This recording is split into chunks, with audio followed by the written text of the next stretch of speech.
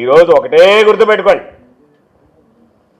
పాండవులు కూడా ఓడిపోయారు జూదంలో, కానీ కురుక్షేత్ర యుద్ధంలో పాండవులది పై చేయింది. కాబట్టి ఈరోజు మీరు ఆడినటువంటి జూదంలో వైఎస్ఆర్ కాంగ్రెస్ పార్టీ బలపరిచినటువంటి అభ్యర్థులు ఓటమి పాలై ఉండొచ్చు. కానీ రేపు అంతిమంగా రేపు రాబోయేటువంటి ఎన్నికల్లో ప్రజలు ఇవన్నీ గమనించిన తర్వాత మీకు బుద్ధి చెప్పడానికి సిద్ధంగా ఉన్నారు. వైఎస్ఆర్ కాంగ్రెస్ పార్టీ ఘన విజయం సాధించబోతుంది నెల్లూరు జిల్లాకు సంబంధించి కానీ రాష్ట్రానికి సంబంధించి కానీ అని చెప్పి సందర్భంగా తెలియజేస్తుంది. ఖచ్చితంగా ఇది మనం చూసినటువంటి చరిత్ర. గతం జోదంలో తాత్కాలికంగా కౌరవులు విజయం సాధించిన కురుక్షేత్ర యుద్ధంలో మాత్రం పాండవులు విజయం సాధించారు అనేటువంటిది నగ్న సత్యం. అదే మరలా జరగబోతుంది అనేటువంటి విషయాన్ని అందుకే మేము చెప్పారు, చాలామంది చెప్పారు, ఏమని అబ్బా ఎందుకబ్బా బలం లేనప్పుడు గమ్ముకుంటే పోలేదా అని. మేము గమ్ముకుంటేటువంటి వాళ్ళం కాదు. బిఆర్ అంబేద్కర్ గారు చెప్పినట్టుగా బోధించు, సమీకరించు, పోరాడు అనేటువంటి వాళ్ళం. ఆయన అడుగుజాడల్లో ఆయన ఆశయాల కోసం నడిచేటువంటి వాళ్ళం. మేము పోరాడేటువంటి వాళ్ళం. మీలాగా అసలు నారాయణ అనేవాడు 4 సంవత్సరాల 9 నెలలు ఎక్కడున్నాడు తెలియదు. ఈరోజు వచ్చి ఆయన పాపం నెల్లూరు జిల్లా రాజకీయాలు, నెల్లూరులో ఉండే కార్పొరేషన్కి సంబంధించి అన్నీ మాట్లాడుతున్నాడు. మేము మీలాగా ఆ రోజు మీరు ఎన్నికల్లో క్యాండిడేట్ నిలబెడితే అసలు కనీసం ఎవరు నిలబెట్టారో కనీసం నామినేషన్లు వేసుకోవడానికి చేత కానటువంటి వాళ్ళు మీరు ఆ రోజు.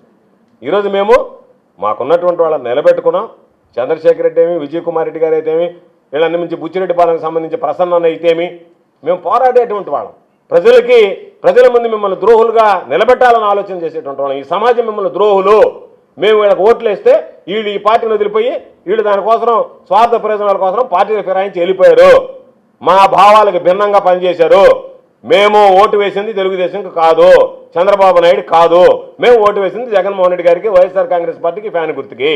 వీటన్నిటిని వక్రీకరించి మా దగ్గర ఓట్లు ఎంచుకొని మా తీర్పును వక్రీకరించేటువంటి విధంగా మా మనోభావాలకు భిన్నంగా విరుద్ధంగా వీళ్ళు వేరే పార్టీలో వేశారు కాబట్టి వీళ్ళు ద్రోహులు అని ఈ సమాజం ప్రజలు గుర్తిస్తున్నారు. కాబట్టి అది ప్రజల ముందు పెట్టాలనేటువంటి ఆలోచనతో పోటీ చేసి దాని ఫలితం ఈరోజు మీరు పలాయనం చిత్తగించేటువంటి విధంగా చేశాం. మీ కార్పొరేటర్లు మీకు ఎదురు తిరిగే పరిస్థితులు వచ్చాయి, మీ కౌన్సిలర్లు మీకు ఎదురు తిరిగేటువంటి పరిస్థితులు వచ్చాయి. వాళ్ళని అర్ధరాత్రులు అపరాత్రులు తీసుకెళ్లి పాపం ఫామ్ హౌస్లో కూర్చోబెట్టుకొని తెల్లవాదులు బతికినాడి బొచ్చగించుకొని తీసుకొచ్చి ఇండిపెండెంట్ అని చెప్పి అనిపించుకొని వెళ్ళాల్సినటువంటి పరిస్థితి మీకు దాపరించిందంటేనే మీరు నైతికంగా ఓటమి పాలయ్యారు. వైఎస్ఆర్ కాంగ్రెస్ పార్టీ నైతికంగా విజయం సాధించిందని చెప్పడానికి ఇది ఒక ఉదాహరణ.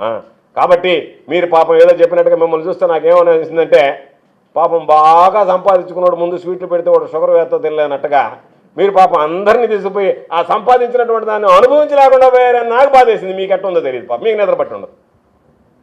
ఎందుకని అడ్డదారులనే దొక్కుతారు వాళ్ళ పాపం కార్పొరేటర్లు తీసుకెళ్తారు, మా పార్టీలో గెలిచారని చెప్పుకోలేకపోతారు. అంతకన్నా దౌర్భాగ్యం ఏముంటుంది మీకు? అంతకన్నా దురదృష్టం ఏముంటుంది? రాజకీయాల్లో ఇంతకన్నా దురదృష్టం ఏముంటుంది? కాబట్టి ఈరోజు మరలా చెప్తున్నాం, ఈరోజు మేము ఓటమికి భయపడో మరొక దానికి భయపడో పారిపోయేటువంటి వాళ్ళం కాదు.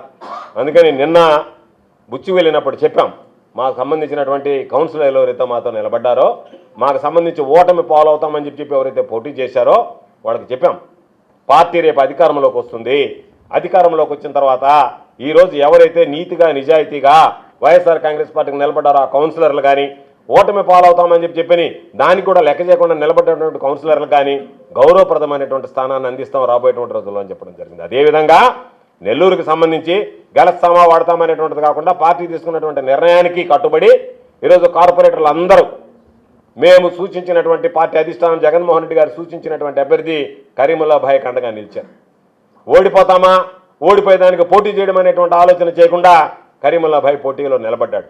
కాబట్టి మరలా చెప్తున్నాం, కరీముల్లా భాయ్కి నిన్ననే చెప్పాను నేను, భాయ్ నువ్వేం బాధపడద్దు, డిప్యూటీ మేయర్ పదవికి నిన్ను పోటీ చేయించాం, ఆ స్థాయికి తగ్గకుండా రేపు వైఎస్ఆర్ కాంగ్రెస్ పార్టీ ప్రభుత్వం ఏర్పడిన తర్వాత నీకు పదవి ఇప్పించేటువంటి బాధ్యత మా అందరిది అని చెప్పడం జరిగింది. మరలా ఈరోజు పత్రికాముఖంగా చెప్తున్నాం. దానితో పాటు ఎవరైతే కార్పొరేటర్లు ఈరోజు పార్టీ కోసం నిలబడ్డారో, నిలబడి పని చేశారో, ఏది ఏమైనా ఎన్ని ఒత్తిళ్లకు లొంగకుండా ఎన్ని భయాలు పెట్టినా ప్రలోభాలు పెట్టినా బెదిరించినా బ్లాక్మెయిల్ చేసినా భయపడకుండా నిలబడ్డారో వాళ్ళందరినీ రేపు గుండెల్లో పెట్టి చూసుకునేటువంటి బాధ్యత వైఎస్ఆర్ కాంగ్రెస్ పార్టీ ప్రభుత్వం ఉంది. జగన్మోహన్ రెడ్డి గారి దృష్టికి ఇప్పటికే పేర్లతో సహా పంపించాం. వీళ్ళు నీతిగా నిజాయితీగా మనతో నిలబడ్డటువంటి కార్పొరేటర్లు, వీళ్ళు మనతో నిలబడ్డటువంటి కౌన్సిలర్లు అని చెప్పడం జరిగింది.